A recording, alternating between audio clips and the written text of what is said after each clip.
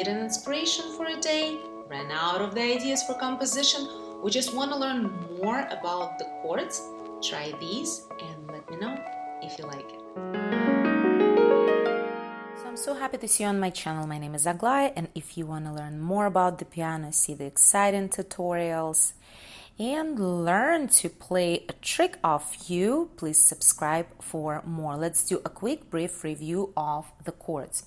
A chord is created when more than one note is played at once. Guys, I just want to defer interval. When we talk about intervals, we're talking about two notes to be played together or apart. So we're basically measuring the distance between the two notes, where with the chord, and I want to insist on this concept, it's three or more notes or keys played at once or apart. When we play it together, we call it block.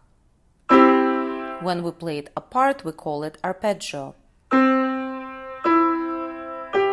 Here I'm giving you an example of C chord. Chord is named after its root note. Whatever the note we have at the bottom is a root note of the chord. So in this case, we have C chord here. Then we make one skip and one more skip. Here is our C major chord. And this is the chord that we will be playing around today. So C chord.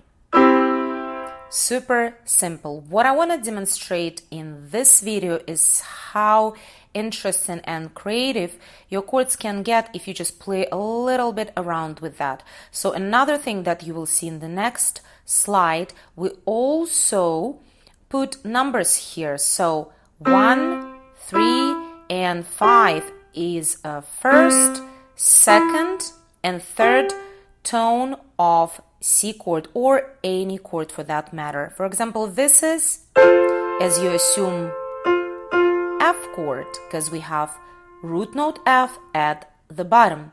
So in an example of F chord, this is going to be 1, then A is going to be 3, and C is going to be 5. So in my next video, I'm going to be giving you an example or a few with other chords, and so that's how I'm going to put numbers there. We're going to be going through the C chord, C, E, G, and this is going to be 1, D is going to be 2, 3, 4, 5, 6, 7, and instead of putting 1 here, I am going to put 1 and 8 in square brackets, so it'll be easier for you to locate that note and play around with your chords. So here's the slide that I was talking about. I'm sure it looks clear, so have fun with it.